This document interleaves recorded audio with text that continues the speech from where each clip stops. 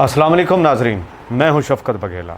आज सेहत के हवाले से एक प्रोग्राम लेकर आपकी खिदमत में हाज़िर हुआ हूं। आज के हमारे इस प्रोग्राम के मेहमान हैं डॉक्टर खालिद महमूद शाह खगा साहब, जो चिल्ड्रन हॉस्पिटल लाहौर के एक्स-MS हैं। नाजरीन, आपने अगर उनसे कोई बात पूछनी है, कोई सवाल पूछना चाहते हैं तो हम आपको टेक्स्ट मैसेज के लिए, व्हाट्सएप के लिए नंबर देंगे। आप उस पर अपने सवालात कर सकते हैं और कोई बात पूछना चाहते हैं तो पूछ सकते हैं। अस्सलाम वालेकुम डॉक्टर साहब, सबसे पहले तो हम आपको अपने प्रोग्राम में खुशामदीद कहते हैं। तो उसके बाद डॉक्टर साहब, आज हमारे प्रोग्राम का पहला सवाल कुछ यूँ है कि मुतअद्दी अमराज जो हैं वो कौन से हैं, मुतअद्दी बीमारियाँ कौन सी हैं और उनकी इकसाम क्या हैं और वो किस तरह फैलती हैं। वालेकुम अस्सलाम, शुक्रिया शफ़क़त। Thank you. मुतअद्दी अमराज उन बीमारियों को कहा जाता है जो किसी एक मरीज़ से दूसरे तंदुरुस्त शख्स को मुंतकिल हो सकती हैं, और ये बीमारियां जरासीमों के ज़रिए फैलती हैं, जिसमें आम तौर पे वायरस और बैक्टीरिया शामिल हैं। ये बीमारी किसी अगर एक शख्स को लगी हुई हो, मिसाल के तौर पे इसकी सबसे एक कॉमन मिसाल है हमारा जो ये फ्लू है, ये एक वायरस के ज़रिए फैलता है। और आप अगर खांसी करें या छींक लें तो जो उससे आपके मुंह और नाक से जो हवा निकलती है और उसके अंदर छोटे छोटे ड्रॉपलेट्स होते हैं, पानी के छोटे छोटे ज़र्रात होते हैं, उनके ज़रिए ये जरासीम हवा में चले जाते हैं।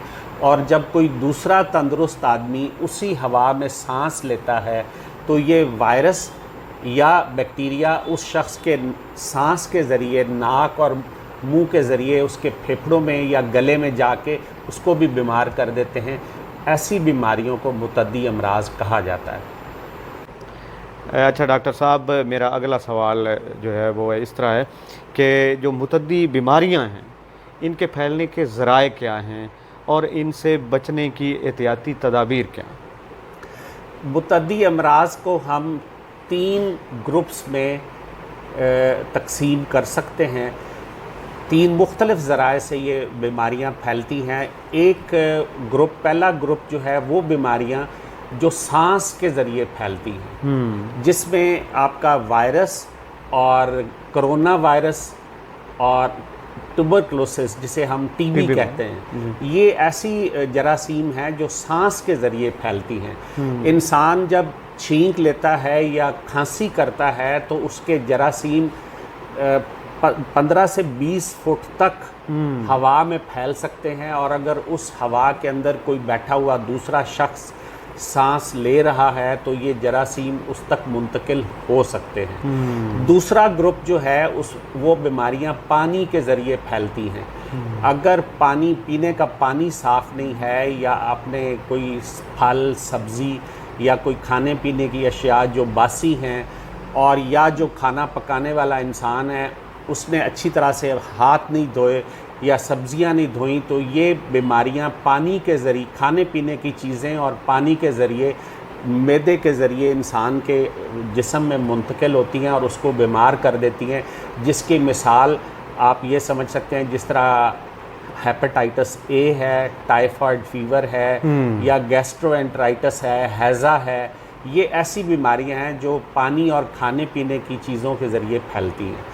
तीसरा जो ग्रुप है उसको हम ब्लड बॉर्न कहते हैं, यानी कि जो खून या उसकी रतूबत के ज़रिए फैलने वाली बीमारियां हैं, जिसमें हेपेटाइटिस बी और सी और एड्स बहुत नुमाया नाम हैं।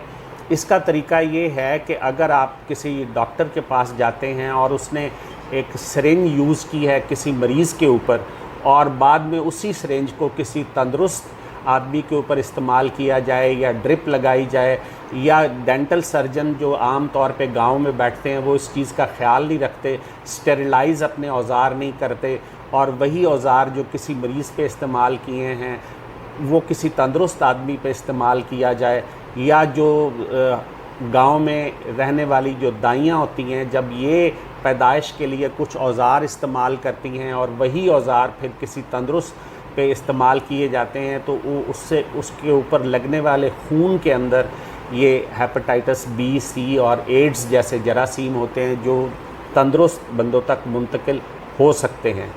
इसलिए मैं इसको समझाने के लिए रिपीट करता हूँ, सांस से फैलने वाली बीमारियाँ, पानी से फैलने वाली बीमारियां और खून से फैलने वाली बीमारियां, इनके अलग अलग ग्रुप्स हैं और इसके लिए जो एहतियाती तदाबीर आप अपना सकते हैं, इसके लिए एक स्पेशल हम अलग से प्रोग्राम करेंगे जिसमें हम तफसीली बहस करेंगे कि ये बीमारियां कैसे फैलती हैं और इनसे बचाव आप कैसे कर सकते हैं। जी, तो डॉक्टर साहब मेरा अगला सवाल आपसे है कि नौज़ायदा बच्चे जो हैं उनमें ये थोड़े दिनों बाद उनकी आंखें पीली हो जाती हैं, उसको यरकान के साथ तशख़ीस किया जाता है, लोग उसको पीलिया भी बोलते हैं, तो इतनी कम उम्र में इसका इलाज मुमकिन है? ये जो यरकान बच्चे की पैदाइश के दूसरे या तीसरे दिन ज़ाहिर होता है, ये यरकान इसको किसी ख़ास किस्म के इलाज की ज़रूरत नहीं होती, ये थोड़े दिनों में ख़ुद ब खुद ठीक हो जाता है, इससे परेशान होने की कोई ज़रूरत नहीं। और इसका सबब जो है वो कोई जरासीम नहीं है, बल्कि और वजूहात हैं जो ख़ुद ब खुद ठीक हो जाती हैं। डॉक्टर साहब इस प्रोग्राम का आखिरी सवाल वो भी मुतद्दी अमराज से ही मुतल्का है कि अगर दौरान हमल माँ को कोई ऐसी बीमारी लग जाती है, मुतद्दी अमराज छूतदार बीमारी कोई लग जाती, तो उसका कितना असर जो पेट में बच्चा होता है उस पर हो सकता है? कुछ ऐसी बीमारियां हैं जो माँ से बच्चे को मुंतकिल हो सकती हैं या उसके असरात बच्चे पे मुरतब हो सकते हैं, जिसमें मीज़ल है, मम्प्स है, रुबेला है, ट्यूबरकुलोसिस है, एड्स है, हेपेटाइटिस बी, ये ऐसी बीमारियां हैं जो अगर माँ को लगी हुई हो तो वो बच्चे तक मुंतकिल हो सकती हैं। तो उससे बचाव का क्या तरीका है? या जैसे माँ का इलाज होगा उसी तरह बच्चे का भी होगा? पहली चीज़ तो ये है कि इसकी तशख़ीस होनी चाहिए कि माँ को कौन सी बीमारी है, और अगर उस दौरान प्रेगनेंसी होती है तो फिर डॉक्टर के मशवरे से उसको कंटिन्यू किया जा सकता है। अच्छा, इस मर्ज़ के इस तरीके से फैलाव के कितने चांसेस होते हैं? क्या बच्चा बच भी सकता है या असरअंदाज लाजमी होगा? ये डिपेंड करता है, अगर बच्चे तक वो जरासीम पहुँचे हैं तो बच्चा उस बीमारी में मुंतकिल हो सकता है, और उसका भी पैदाइश के बाद फिर उसी तरह इलाज करना पड़ेगा जिस तरह माँ का किया जाता है। लेकिन इसमें बहुत सारी ऐसी बीमारियां हैं जिनका इलाज इतना आसान नहीं है, इसलिए पहली कोशिश यही होनी चाहिए कि माँ को इन बीमारियों से बचाया जाए और इसकी बरवक्त तशख़ीस करके इसको बच्चे तक मुंतकिल होने से एहतियात की जाए। जी, बहुत शुक्रिया डॉक्टर साहब, आप हमारे प्रोग्राम में तशरीफ़ लाए, हम आपका शुक्रिया अदा करते हैं। जी, तो नाज़रीन, आज का ये हमारा प्रोग्राम था जो आपने सुना।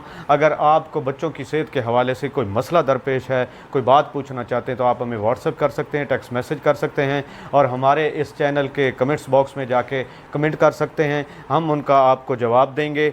अगले प्रोग्राम तक के लिए मुझे दीजिए इजाज़त और देखते रहिए साझा साहिवाल। अल्लाह निगहबान।